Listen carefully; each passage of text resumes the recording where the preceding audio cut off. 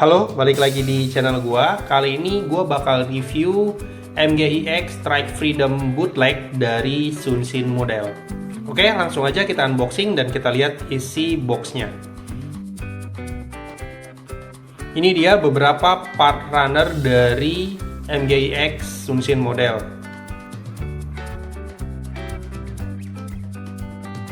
Ini part runner yang gold coating dari Sunshin model. Kelihatan agak kurang rata sih untuk gold coatingnya. Cuman gua rasa masih aman karena nanti bisa ketutup sama armornya.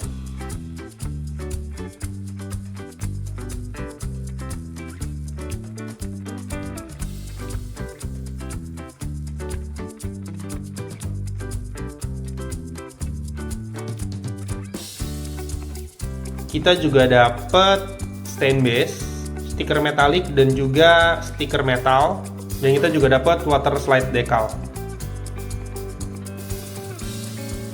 Oke, langsung aja kita review kitnya. Ini dia MGIX Strike Freedom Bootleg dari Sunshin model. First impression dari gua, menurut gua kit ini bener-bener keren banget ya. Detailnya bener-bener dapet banget. Ini inner frame dari MGIX Sunshin model. Separasi warnanya benar-benar banyak banget. Gold coatingnya juga keren banget. Walaupun kalau misalnya kita perhatiin dari dekat, itu agak kelihatan ya untuk gold coatingnya yang kurang rata ya. Tapi menurut gua ini masih termaafkan karena nanti juga bakal ketutup sama armornya. Tapi sayang, kit ini snap fitnya agak keras sih untuk inner frame-nya, terutama untuk runner part F, G, dan H.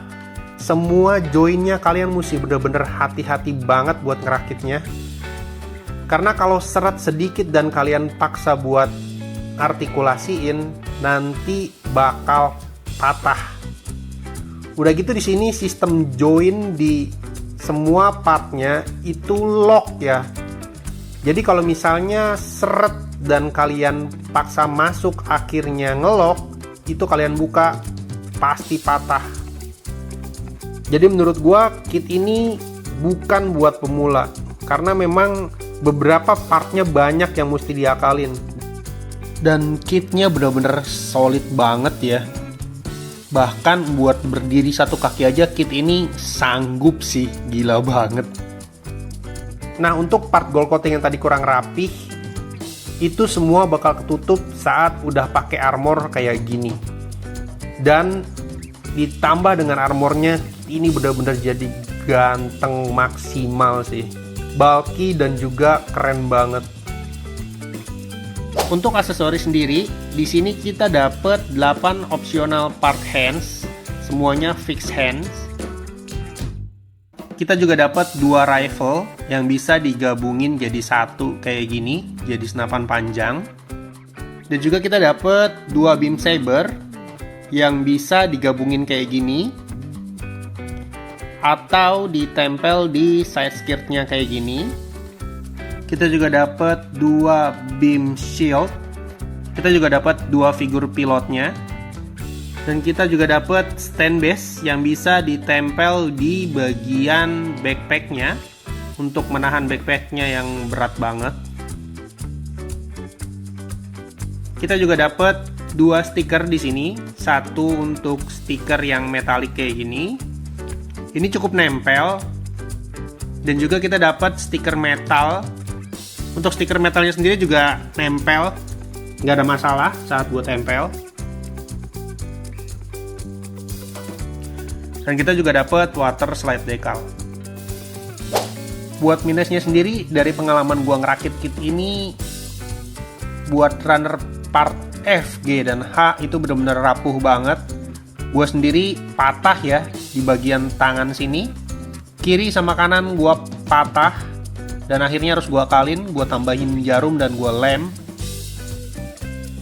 Karena emang di bagian sini bener-bener tricky banget sih. Kalian salah sedikit itu pasti patah. Jadi pastiin kalian kalau beli kit ini di bagian sini dikikis sampai benar-benar nggak seret lagi. Jadi lus nggak apa-apa daripada nanti patah, nanti malah ngeribetin kalian sendiri. Mendingan dicegah sih. Nah, di bagian kepala sendiri cuman ada seam line di bagian sini sedikit aja, dan gua rasa ini masih wajar sih. Terus di bagian shoulder di sini ini juga loose banget. Akhirnya gua lem sedikit di bagian sini supaya masuknya jadi lebih keras. Terus untuk bagian di bawah kaki sini, ini armornya agak sedikit loose ya, jadi akhirnya gue lem. Untuk di bagian dada sini sebenarnya ada cockpitnya, cuman kayaknya nggak bisa dibuka deh. Dan part sini juga agak loose, jadi armornya gue lem sedikit supaya nggak cepet copot pas lagi diposein. Nah, untuk part hands yang ini itu cepet banget patah ya di bagian male jointnya, jadi kalian bisa hati-hati aja saat ngerakit. Tapi untungnya masih bisa tetap untuk megang beam sabernya sih. Lanjut kita bahas di artikulasi. Kepalanya bisa naik turun kayak gini. Naik turunnya cukup jauh ya. Lalu bisa nengok kiri kanan. Dan juga bisa maju mundur kayak gini. Nah, untuk di bagian shouldernya ini bisa diangkat sejauh ini. Dan tangannya bisa lebih dari lurus. Ada gimmick di bagian shoulder.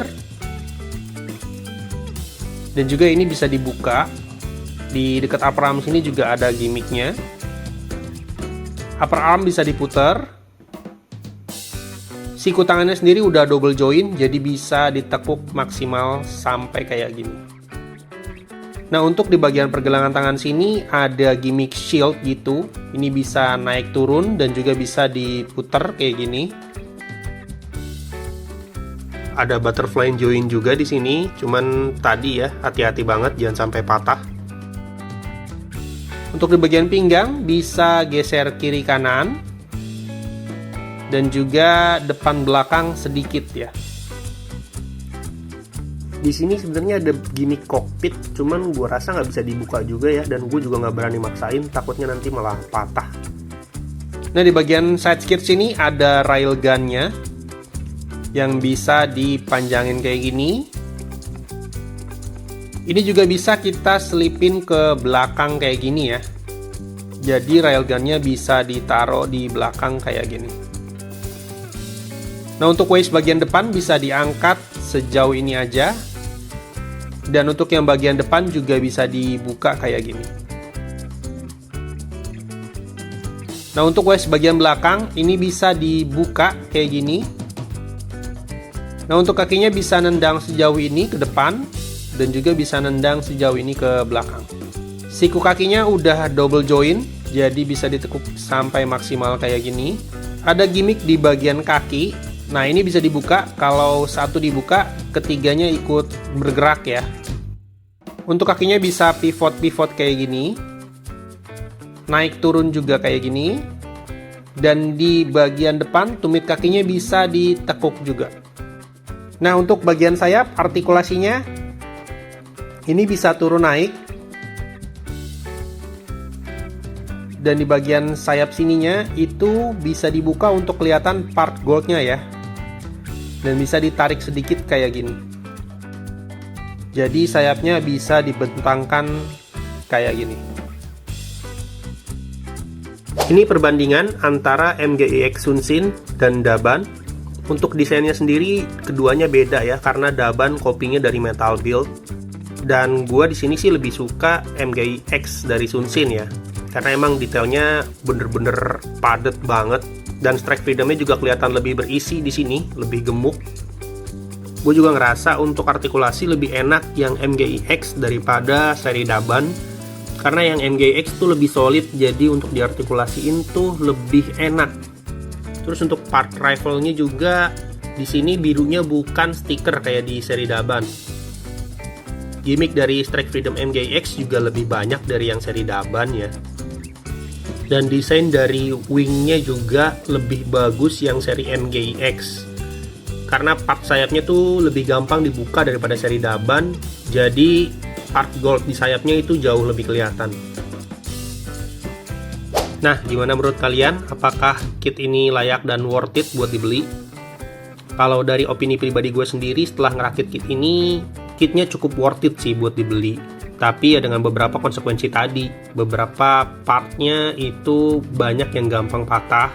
terutama di runner F, G, dan H. Itu menurut gue rapuh banget.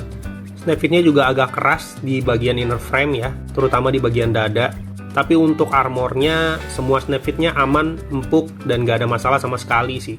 Bahkan pas lagi ngerakit armornya tuh, gue nggak ngerasa kayak lagi ngerakit bootleg, saking empuknya gitu. Kitnya juga solid dan enak banget buat diartikulasiin ya. Jadi kalian bisa posein kit ini semau kalian. Tapi sayang, kit ini nggak ramah pemula. Gue nggak saranin kalian buat ngerakit kit ini kalau kalian baru ngerakit Gundam. Dan apa kit ini layak buat dijadiin alternatif dari seri Bandai-nya? Ya kalau kalian budgetnya nggak cukup buat seri Bandai-nya, apalagi sekarang harga Bandai-nya udah terus-terusan naik ya. Gua rasa ini bisa jadi alternatif buat seri Bandai-nya. Nah, buat rating sendiri, gue sebenarnya agak bingung buat ngasih ratingnya.